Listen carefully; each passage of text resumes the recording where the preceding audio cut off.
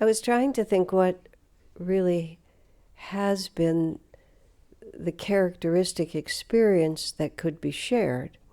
Every one of us has a unique destiny, and over the course of a lifetime, that destiny becomes more and more manifested in very specific ways, whatever it might be. I did have the good fortune of basically, blank slate would be too big a word, but I met Swami when I was 22, and I was living in ashram just before I turned 24, and I've never done anything else. When people ask me about many different things, I have to just shrug my shoulders and say I never faced those particular challenges. And it wasn't just youth that characterized me, it was a complete inability to find my place in the world and having just simply no idea how I was going to live, because I didn't believe in anything, is actually the only way I can think to put it. Society was positively innocent when I was in my 20s compared to the world that we've come to now all these years later. But even still, I remember a very poignant conversation with my father when I was 18, when I simply explained to him that I was never going to live a life that looked anything like his life, even though I didn't know what I was going to do. So we all are moving according to what the karmic cycle is within us. We wake up to the real potential of life at some point, and whether that's early or late in an incarnation is actually quite incidental. Master tells of one of the disciples who came to him when the woman was in her 80s, and she'd had no spiritual inclination at all, but she met Master and she was so overwhelmed with his consciousness that she became absolutely devoted to the spiritual path, and Master said she was freed in that lifetime. She must have spent all those 80 years working out the rest of her karma so that the scene was blank.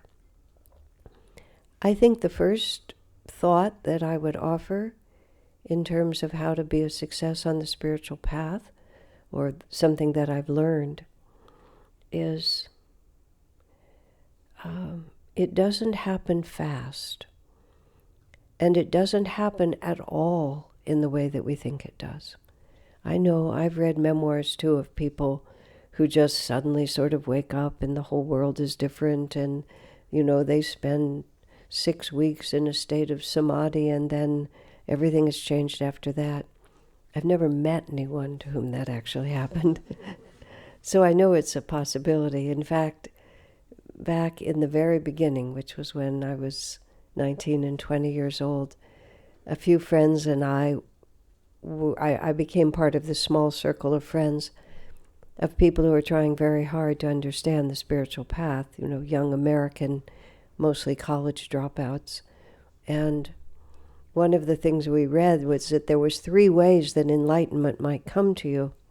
And one of them is that it would come to you while you were asleep. And so we all decided that was the one we wanted. As if we could actually choose, like it was ordering from Amazon. Enlightenment after years of hard tapasya, enlightenment that just comes while you're asleep. Check, I want 2 of the ones that come while you're asleep. But it was charmingly naive, because we also knew that we were just teasing ourselves. But we had no idea at that stage of life just how long and slow genuine spiritual progress actually is.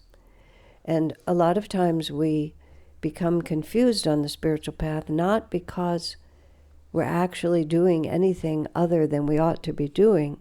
It's that we have a false idea in our mind of what it's supposed to be like. And I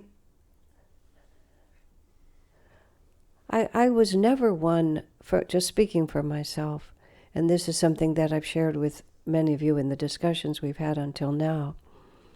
Master says that we should, seek God and try to find God in this lifetime.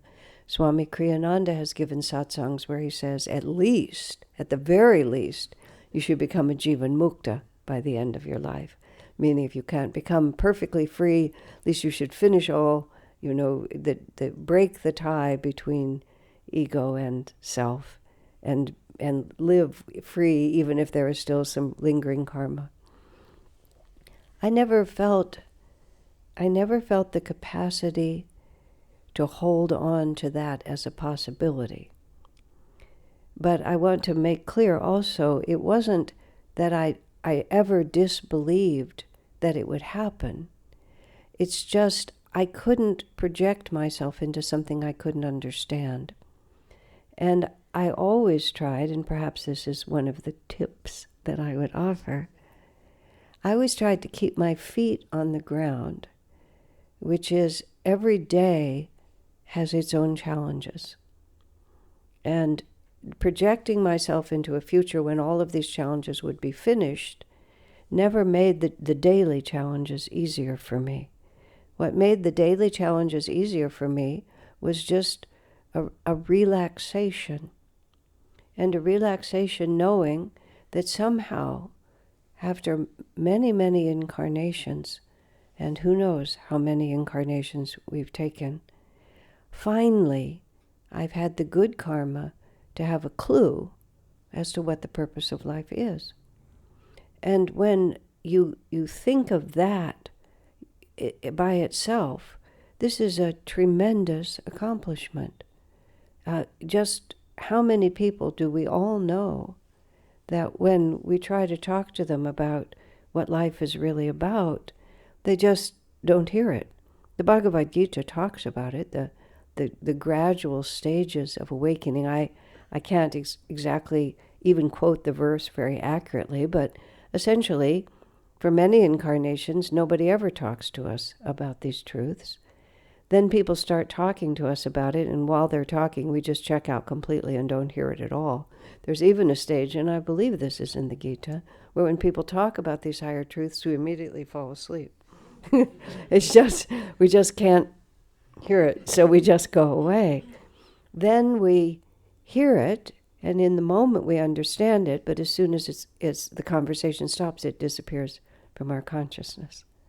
And in the path, in Swami's autobiography, toward the end of it, he has a chapter about the spiritual family and Master's days.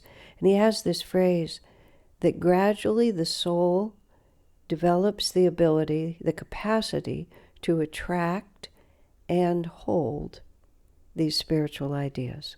And I always find it interesting that there's two phrases.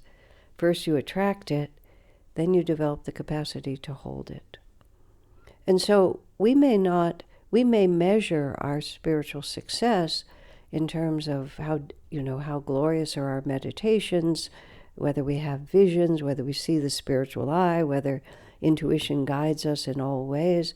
And yes, if it's nice work if you can get it.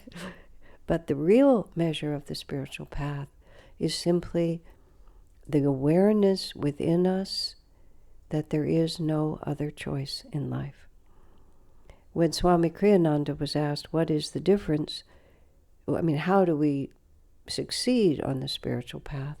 One of the principles that he said was that we understand it's a matter of life or death.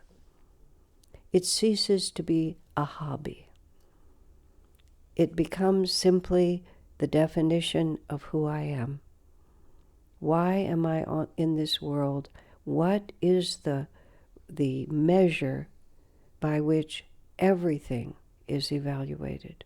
My own actions, my observation of other people, my response to them. What am I doing here? And it helps us. There's an interesting piece of advice in Master's lessons about marriage, which I've always thought was extremely charming. He said, first of all, keep pictures in your house of yourselves when you were first married. Remind yourself of who you were and why you came together in the first place. And then he says, and reminisce fondly about your early time together, so that you can always remember and not have the beauty of what you're doing lost in the mundane. All of us know, who are more than 20, all of us know how the flow of life shifts and shifts. And I just always thought that was interesting. But I've also thought of it a great deal, not in terms of human romance, which is simply a reflection of divine romance, but of our relationship with God and Guru, is to think often about what it felt like when you first discovered that life had a purpose. And when you first discovered that there were divine beings who are going to be our friends and who are really going to help us. So I would say one of the things, and this is actually, it's very simple, it's what Keshava was talking about earlier when he was reading us the affirmation, which is we need to become devoted to this path. You know, we use the word devotion, and we think of the word devotion as feeling, as appropriately so, as love, like that. But the word devotion comes from the word devoted. And we are going to be devoted to something in this life. And whether we're going to be devoted to just getting through without it being too terrible, or whether we're going to be devoted to being important in the world, or whatever it might be, it's what we choose to be devoted to that's who we become, what is important to us. And for many of us, and it's profoundly helpful, the reason that the masters come in physical form is to give a tangible place for us to concentrate. Otherwise it gets very abstract. And we may have an impersonal temperament that leads us toward, thinking in terms of the light and all of the more abstract aspects of it. But also when it's personified, when the act of meditation becomes a relationship. And when I would teach our beginning meditation classes, which I did for many years, I would try to think how to win people to what I had found to be the most dynamic way of meditating, of living on the spiritual path. And I would try to express to people that meditation itself, the practice of meditation, which we think of as going inside ourselves, it's a relationship. And one of the dynamic differences about the way that meditation is taught through Ananda, through Master's path of self-realization, is this is not a process of what you might call self-soothing, where we visualize a beach and we imagine the waves and we think of the beautiful clouds. It's not that visualization doesn't help us, because sometimes by creative imagination, and Master says this, that the power to visualize is a great help on the spiritual path, because by creative imagination we can see and experience before we've actually achieved that state of realization.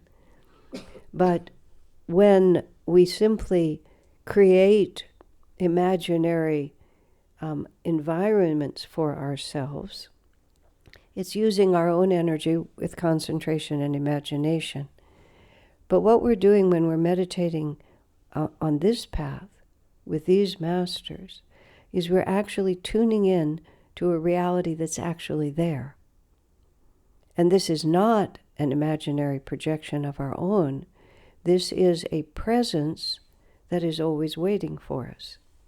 And something that I've contemplated increasingly as the years have gone by is the mistaken idea that I and many others hold, that somehow the grace of God, the word is intermittent.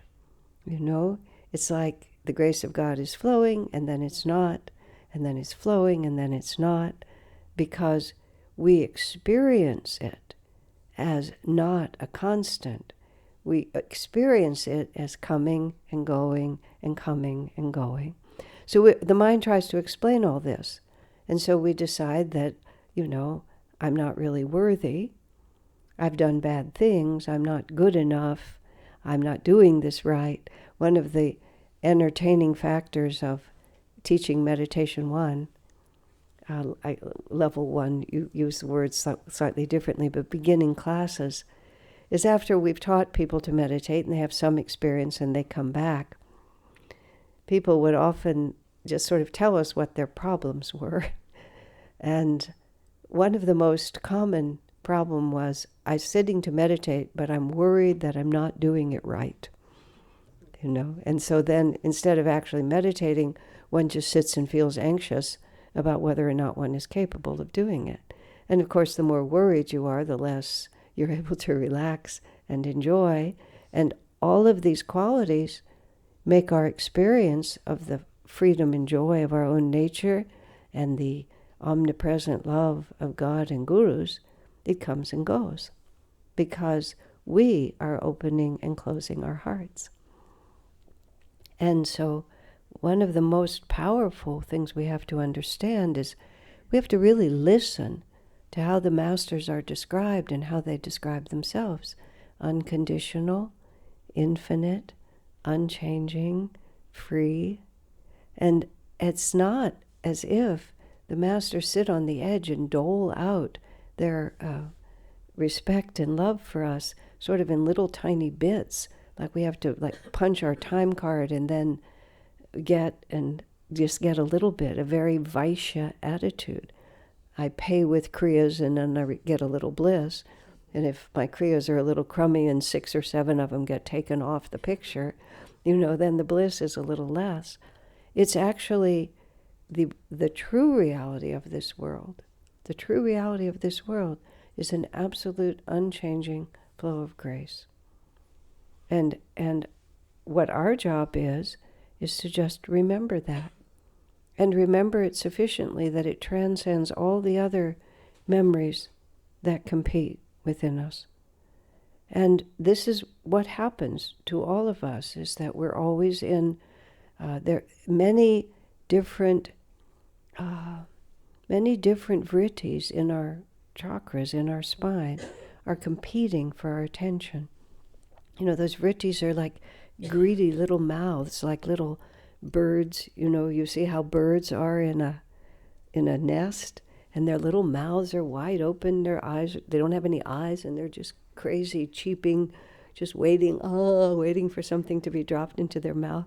I saw a film which may have come to this country, I don't know. It was a documentary about birds. It was called Migration. It was a lovely film. And but the first scene was, I think it's probably a cuckoo bird, but it was some big bird that doesn't bother to raise its own young. It's a very sort of hedonistic little bird. It just gets the egg, but then it deposits its egg in somebody else's nest and then just wanders off and enjoys its freedom. And then that bird grows up in somebody else's nest. Well, this first picture on this film was like 2 or 3 of the little birds like this, and one great big bird that had obviously been deposited by the cuckoo mother or whoever it was. And then the big bird gradually pushed the little birds out of the nest. Just wiped them out, just threw them off the nest, and they probably fell to the ground and died. Then the big bird got all the worms. And the mother bird would come back, I'm sure, a little puzzled, but nonetheless following her path and just feeding that bird. You know what I thought when I saw that? I thought about all the karmic struggles I've had in my life with people who liked me or didn't like me, and people I liked and didn't like. And I thought, oh my gosh, you think it started back then? When the cuckoo bird was I the one who pushed the others out of the nest and they've hated me ever since? Was I the one who was pushed out of the nest, and then ever since then, I have to sort of fight for my place? And whether it's true or not, that's what it feels like, doesn't it? That we're just always caught up. And even though we have this single-pointed aspiration, all these vrittis, like little birds, they're always competing. They're competing for our consciousness. And so our consciousness is just sailing right along, and then one of these vrittis just comes up, and all of a sudden we've gone down the mouth of that whirlpool, and we're just whirling around in it.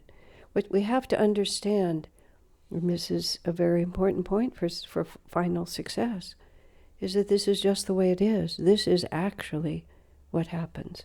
And our progress spiritually is to fall into these vrittis, to realize that we've gotten ourselves caught in another whirlpool, to remember where we're really trying to go, and then putting out the effort to extricate ourselves once more and to get onto the smoother trajectory.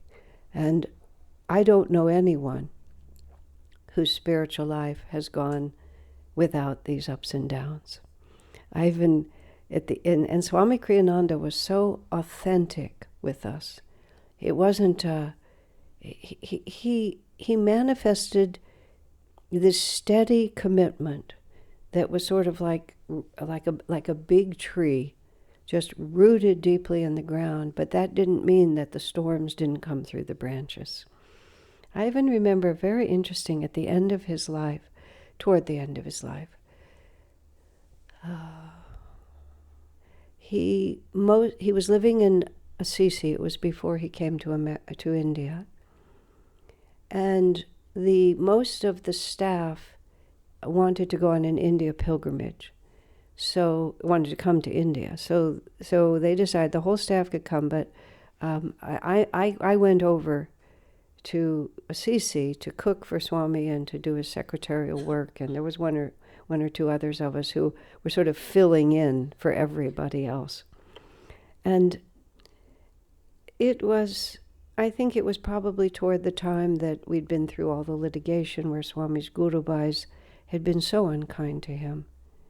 And Swami was very authentically just lamenting, what life is really like and how heartbreaking it is to live in this world.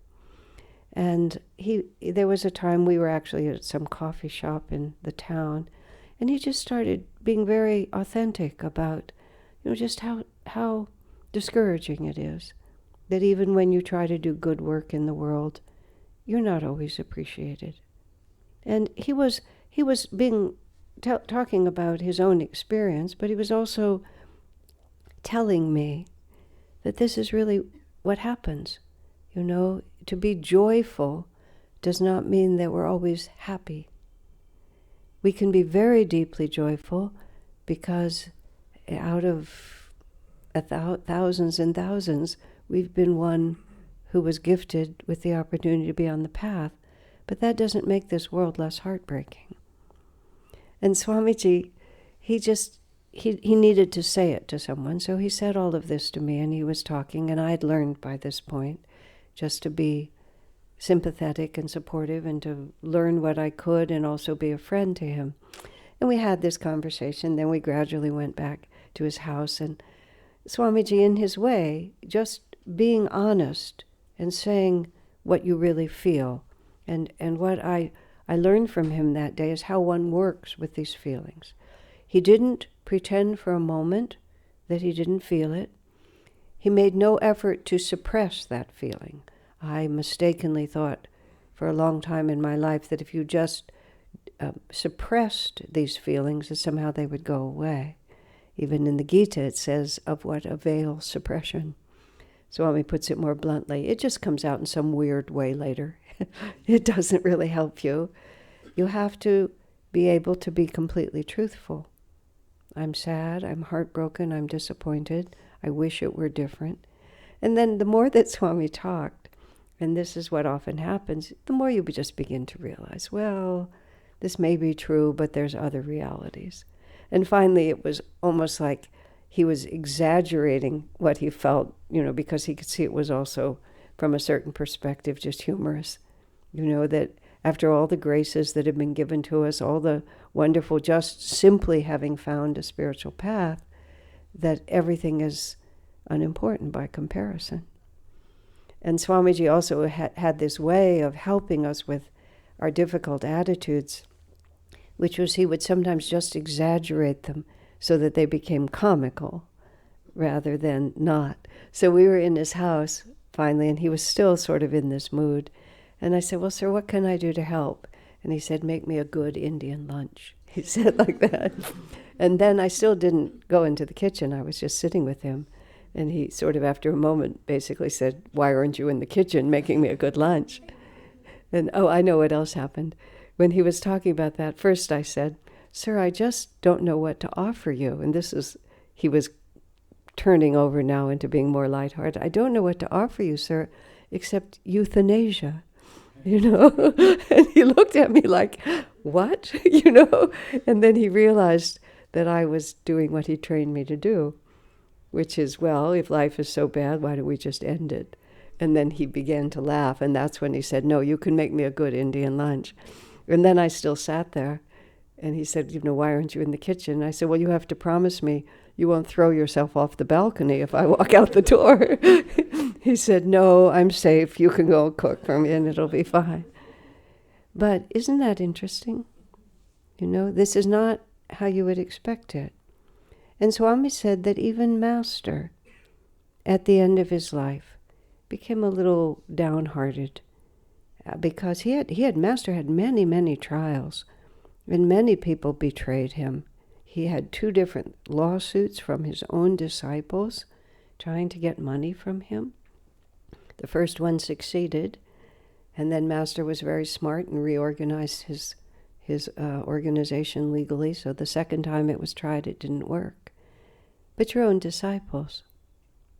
Now, I'm not saying this so that we'll just all throw ourselves off the balcony. That's not my intention here. My intention is to say that spiritual life is real life. And if we've come on the spiritual path thinking it's going to be some kind of a free ride, and that we have things that we don't want to face, so we're just going to, quote, give them to God, and then we won't have to deal with our karma anymore, this is not a helpful attitude. The people on the spiritual path, you become very strong. It doesn't make you weak. I learned this lesson in a very fun way. I've always been, I'm not psychic by any means, but I've always been extra sensitive. I have extra nerve endings or something. I don't know what it is. So for many years on the spiritual path, I reveled in my sensitivity. I can't do that because I'm so sensitive. Can't do this because I'm so sensitive. Can't go there because I'm so sensitive. And all of this was making me think that I was more spiritual, not less. Then some of you have heard me say this. I was doing a class with a friend of mine, a man who happened to be about 6'3", big bass voice, really strong body, just big, strong man. We were doing a class on affirmations, and we hadn't planned it out too carefully, except he had the part where he was going to lead the whole group in an affirmation. So we're sitting next to each other in front of a small class in a relatively small room with a real echoey feeling to it. And the affirmation he chose out of Master's book was one, I don't remember the details, but it was one I had never considered. Basically, the words were, I am strong, I am powerful, I am, the biggest force in the universe and nothing can touch me. And I'm sitting next to him. And he starts in with this voice. And just as he's saying these words, I am strong, I am powerful, inside me I'm saying, I am weak, I am tiny. I can go through the waves of life. No, I can't. It was so dramatic to me. And then in that moment, thank you, God, it was a real important moment to me. I thought, what have I been doing all this time? Why have I been thinking that my spiritual life justified my being more and more vulnerable? That would be exactly the opposite of what true spirituality is. It's we live in this world, but we live surrounded by the power and the grace of God, which is always there for us. And I had to just do almost a complete reversal at that point. I didn't give myself a strong man's body, so it was an obvious lesson for me. I have always, until age took over, but I was always physically somewhat strong for my size. But inwardly, I cultivated this sensitivity. Not only did I not try to overcome it, but I cultivated it. Wow, how did that happen? It was ego in the sense of a certain pride, like that. So one of the things that I've also learned is we have to always be willing to stop and think very deeply, why do I believe that? Because sometimes we have certain beliefs, and they're not exactly wrong, but they're not as deep as they should be. And just to always be asking ourselves, when we find ourselves holding forth or defending or explaining or justifying, just to breathe long enough to just ask the simple question, is this really true?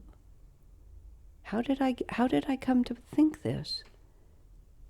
Such as hard things won't happen to me.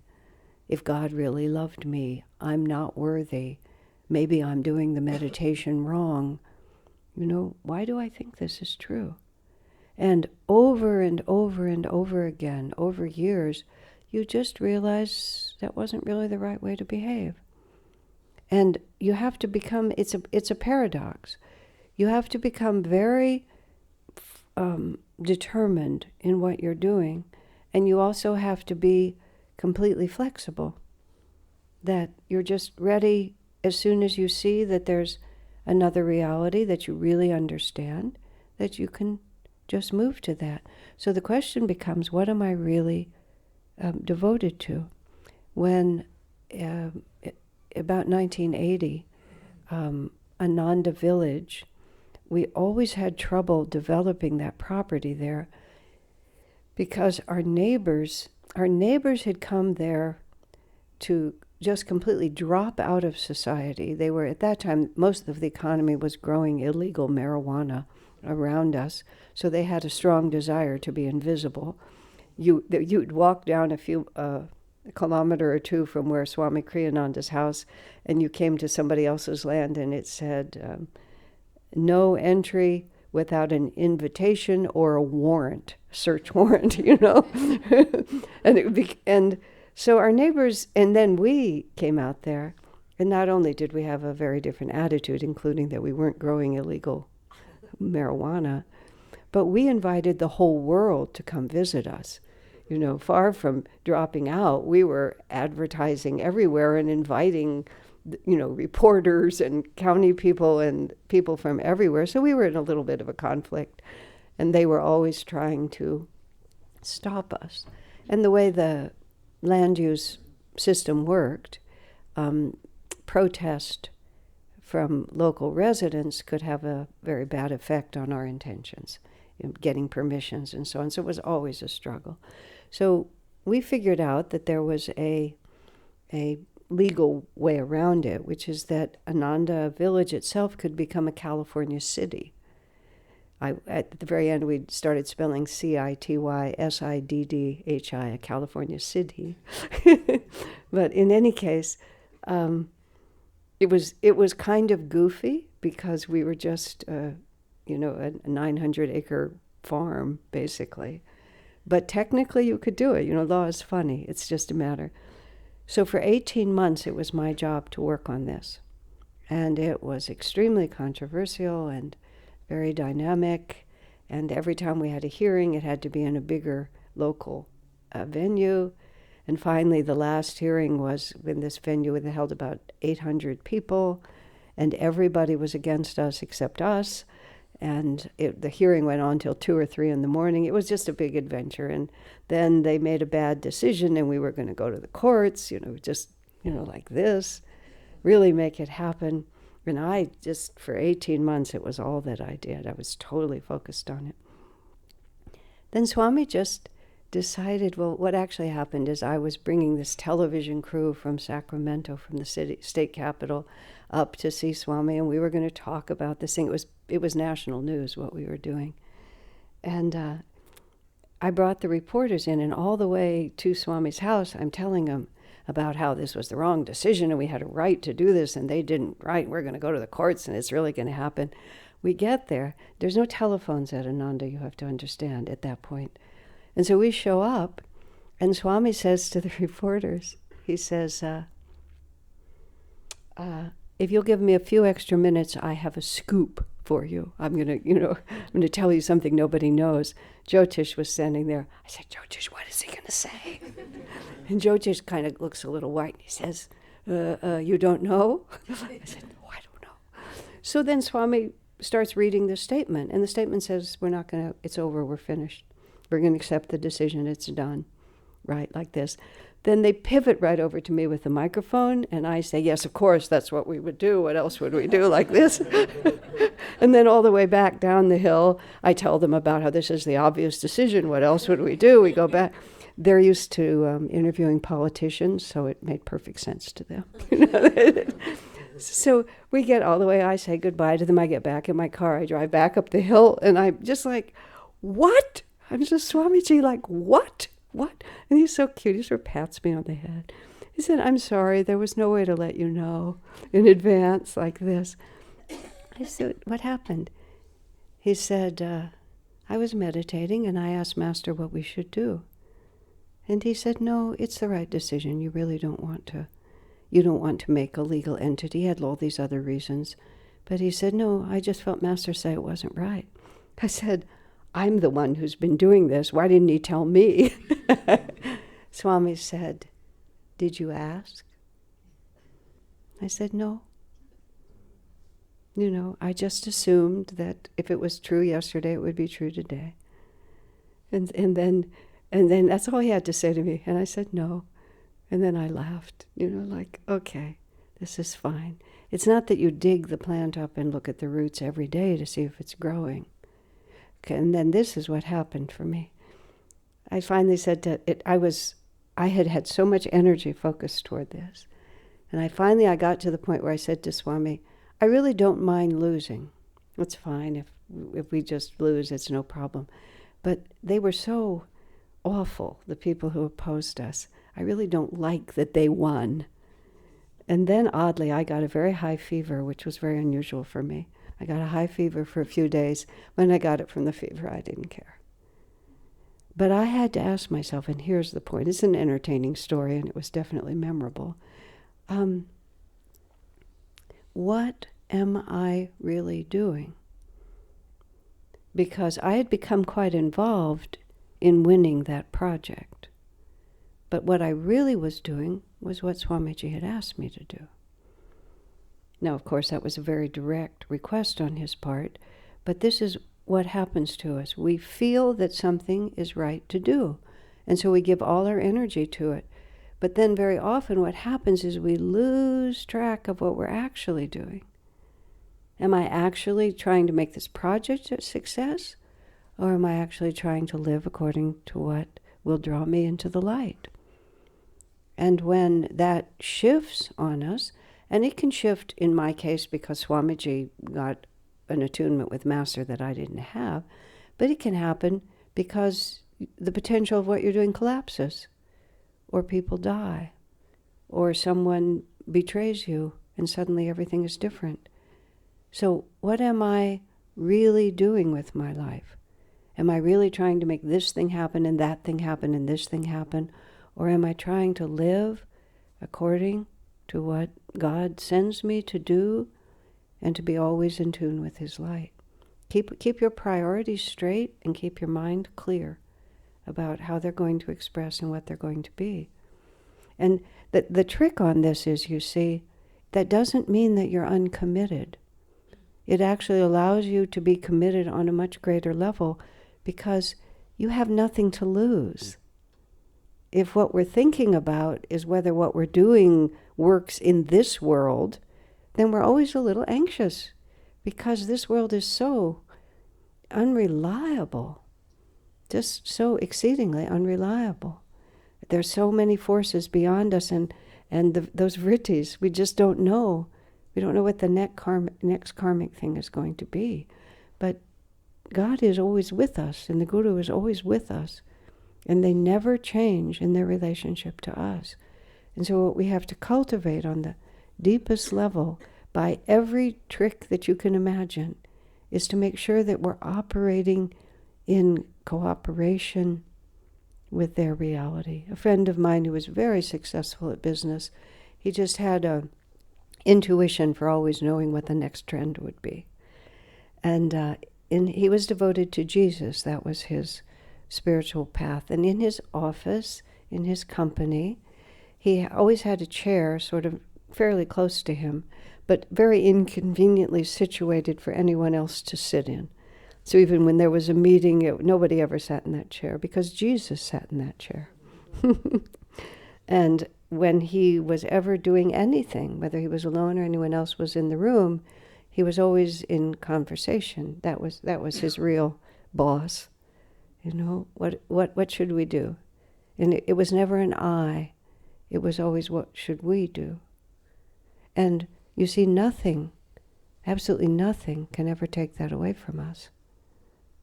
We can always be secure in that. However, sometimes he takes us places we'd rather not go. And that's where the difficulty comes. You know, we have an idea of what this itinerary is. Well, we have it pretty much mapped out. But we really don't know. Yesterday evening, some of you were here when we were talking downstairs, and someone asked what it was like to be with Swamiji. And, you know, there's a million things that one could say. And Keshava and I, who both served as Swami Kriyananda's secretary for a number of years, I had the job first, then Swami eased me out and brought Keshava in, which fortunately our friendship was strong enough to endure that. But Swami did it because I had other things I needed to do. But we both were talking about a characteristic that Swami had. I worked for Swami. He paid me, actually, literally, he paid me cash out of his wallet because things were very informal. He would just open his wallet, and I got a giant $50 from him every month, which was enough. It was just fine. And he knew that I had no priority except whatever he wanted from me. My friend Seva and I would go over to his house at 4 p.m. every day. This was when no internet, no telephones, no mail delivery to his house. So we were in the area where there was the telephone and the mail delivery, and so we'd come over every afternoon and tell him what had happened and deliver his mail and all that.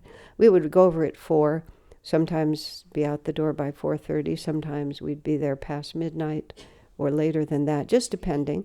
So I never made any plans ever because there was nothing else I wanted to do. It's very simple. But every time when we'd come over, which we did every day, Swami would be like genuinely surprised to see us. Just, you know, like, oh, there you are. And he would sometimes say, "To what do I owe the honor of your company?" It was a very flowery phrase. Well, because we come over every day, sir, that's what. But it wasn't an attitude that he put on or anything like that. And I actually discussed it with him at one point. I talked to him about, like, this seems, and I said, I have the feeling that you follow the advice that you give us, which is our lives are just loaned to us by the divine. And everything that's in it, the people that we love, the successes that we've had, the talents, they're all just on loan to us to use for our own salvation and for the upliftment of the world. And Swami says every night, mentally make a bonfire and put everything in it. Burn up all your attachments, burn up all your expectations before you go to sleep. And then when you wake up each day, you're free again. And I said, I feel like you just let us go every night. And so if we're still there the next day, it's a genuine gift from God. It's an affirmation that maybe this is going to continue. He just said yes. You know, nothing like even like it was unusual. It was just like yes. And even in working with us, he would never directly say, do this, ever. He would always make it so that and Kesava was confirming the same thing. I mean, I worked for him. I was his secretary.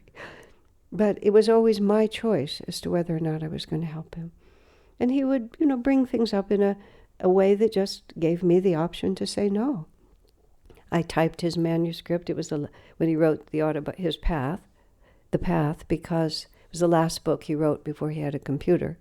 So I typed the book, and unfortunately he got a computer after that. But he would say something like, I had a very productive day. And what that meant was that there was a lot of paper over here that could be typed. Or he said, I was writing such and so chapter and it was very interesting, which also meant that you'll enjoy it when you read it. But it wasn't calculated. He was just, he was talking about it. And then that gave me the chance to say, oh, would you like me to type the manuscript? Oh, that would be so helpful. This is freedom. This is really how we live. Nobody owes us anything. They just don't. We owe God everything for the gift of our lives. We have to be appropriate in how we express it. We have to use our common sense and our good intelligence. But why are we here? And what are we really attached to? Be attached, fiercely attached, to following, to expressing the Master's presence within us, and to listening, and to asking. And it's not like, as I said, you have to pull the plant up every day. We get going in a direction, self-evidently the right direction. You give birth to children, you get married, you start an enterprise, you're painting a picture. It's important to finish. You can't just frivolously do this and do that. But why are we doing it? Just ask yourself over and over again. And then actually just one more very serious thought here. If we really know that Master loves us, the Gurus are with us, and that everything happens by the will of God, why are we afraid? And that's a particular. I'm very sensitive.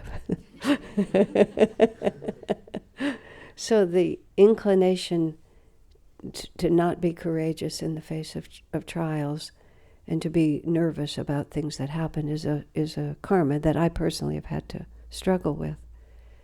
But so often, if you trace everything back, why am I afraid? A very wonderful meditation, and not one that you can just settle in 15 minutes, but just whenever anxiety and nervousness comes to us, or concern that isn't productive, just ask yourself, why am I afraid? What am I worried about? And why am I worried about it? And sometimes we have to trace that really deeply, because we'll say something obvious. Well, I'm afraid my child will die. I'm afraid I'll get sick. But why am I afraid of that? What is it that's really making me anxious? Because, truthfully, if you follow it all the way down, it's always that we think that God is not taking care of us. We think that somehow everything happens by the will of God except this little piece. And once I was in a situation where someone that I loved very much was suffering a great deal in a hospital. And the role that I had to play in the situation was to try to give strength to others. But I had reached the limit of my capacity, so I went out. I'm sure the parking lot of hospitals has seen a lot of tears. So I got into my car, alone in my car where nobody was watching me, and I was able to just give vent to my suffering, my despair over what was happening. I was just so upset. And then this thought came into my head. It came in my right ear and it percolated through my brain and it went out my left ear. And it said, could this possibly be happening outside the will of God? Now, there's many things that were important about that moment. It was like, that was a moment of very intense personal crisis for me.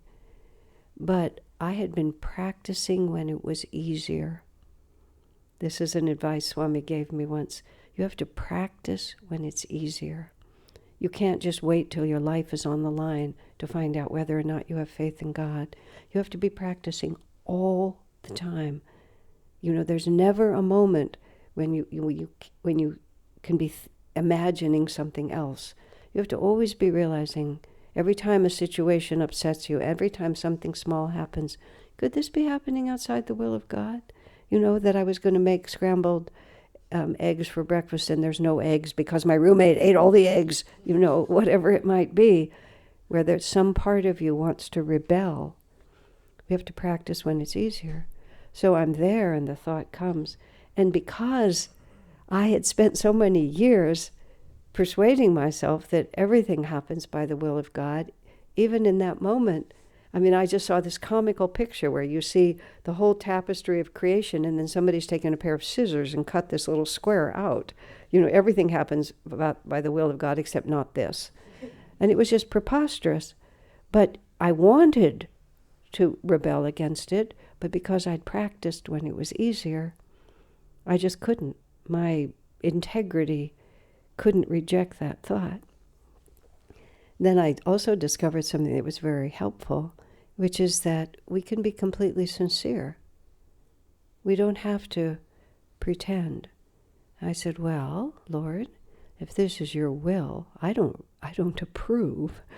I think this is awful. And I think that you really need to do something about this. And I just said, I need you to change this because I can't handle this anymore. And of course, Master says you can make demands of God.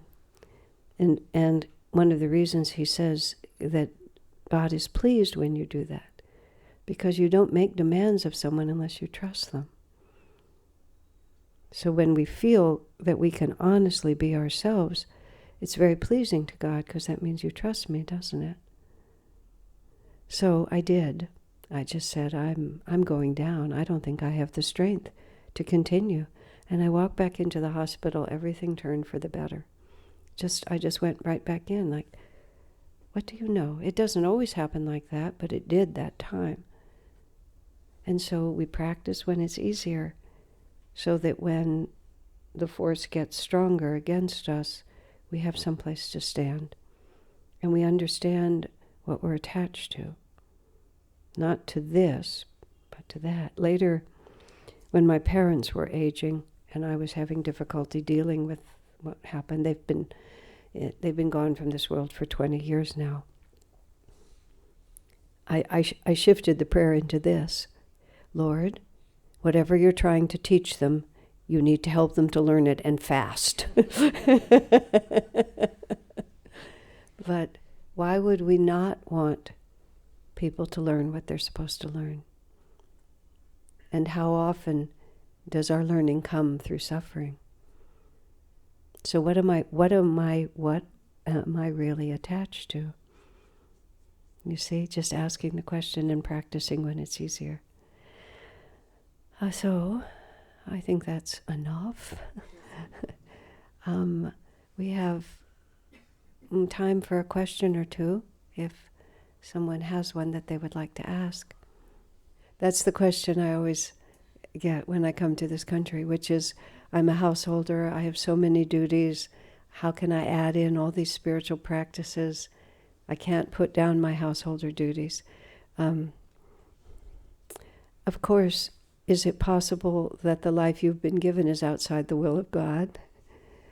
Is it possible that the only place that God is present is in these four walls and He's not present in your house? Is it possible that the opportunity you have to serve in that way isn't the appropriate karma for you? We have to sort of ask all these questions. So we have to start with realizing that whatever apparent conflict I'm facing has to have a resolution, because the nature of the divine is that everything resolves in harmony sooner or later. So first of all, one should not use any energy in rebellion against the circumstances that we're in. But it's also fair to say, I've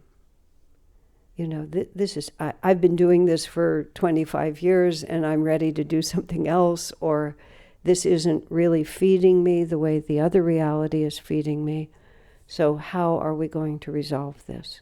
And really be very honest with the divine, and we have to be very creative on the spiritual path. And sometimes we have to displease people we'd rather not displease. So sometimes we have to ask ourselves, what is the real karma here? Is the karma that I actually have to continue in exactly the same way, or is the fact that I now have another priority pushing me to take a stand, to claim an energy, to make a shift that nobody around me is necessarily going to support, except that I know it's the right thing that I should do. And then we also sometimes we have to raise our energy, which is to say that we have to just find a way to do a little more than we were doing before. We also have to ask ourselves whether everything I'm doing is really essential, or whether it's just what everyone around me has been accustomed to my doing.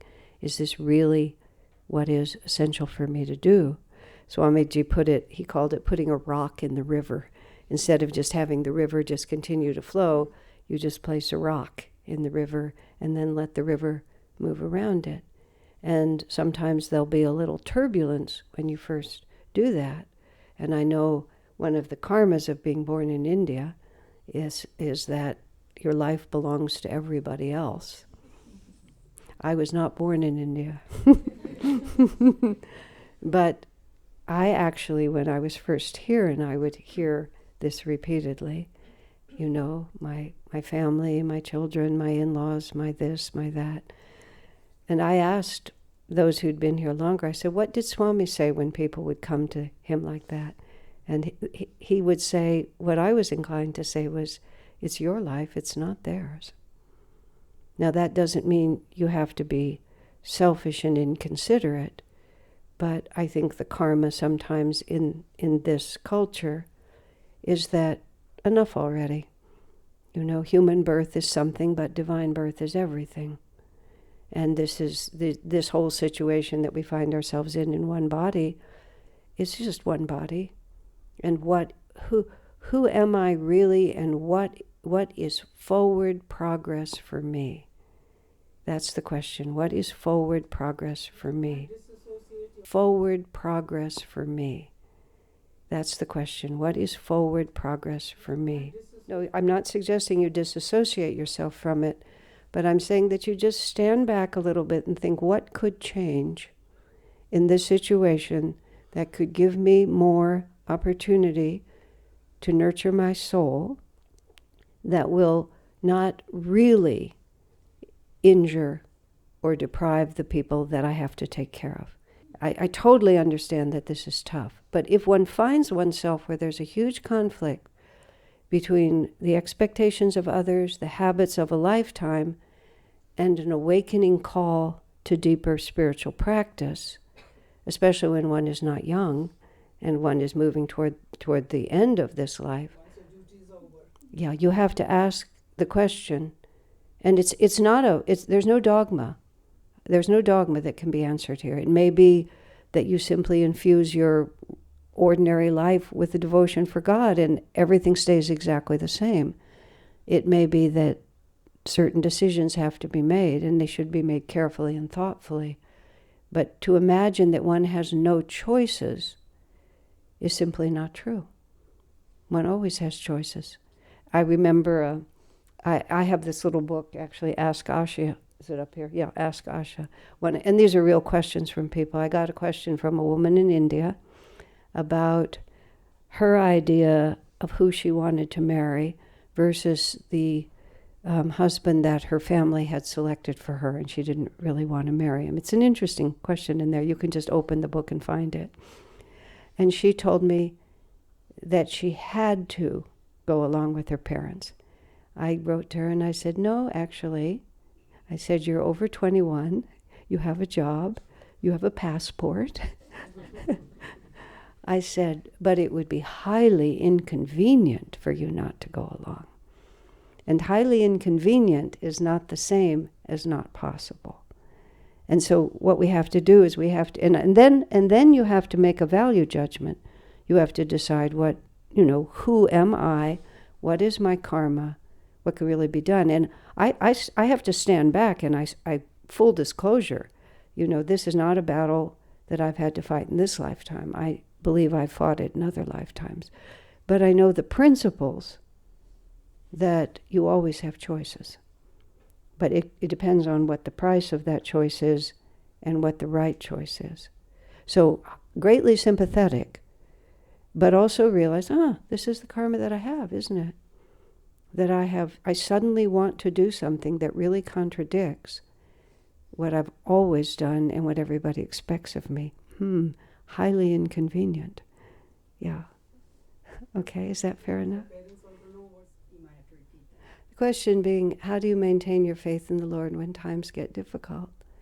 And times may get much more difficult. You have to practice when it's easier. That really is the same answer. Because I asked Swami a question, and the question had to do with, catastrophic conditions in which an instant decision had to be made to throw my life away. It was theoretical, but it was very intense to me. Throw my life away in what may be a lost cause, or protect myself. It was just, what do you do? And he said, practice when it's easier. You're asking in a moment of crisis, how can you know what God wants? And he said, the only way you'll know at that moment is if you've practiced when it was easier.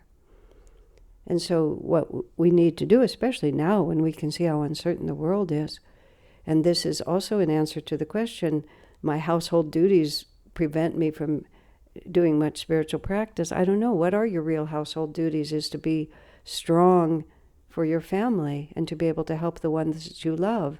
And if spiritual practice will give you a much greater capacity to genuinely serve them, what is your duty?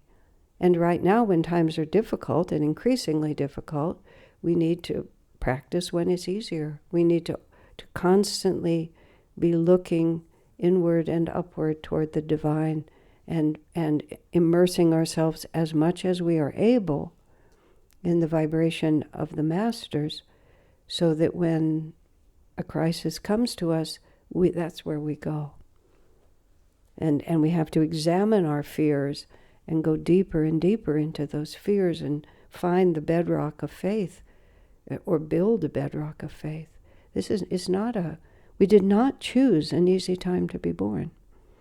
There were yugas where everything just rolled along. We're not in one of those. But it must have been a good idea for us to come, or else we wouldn't have.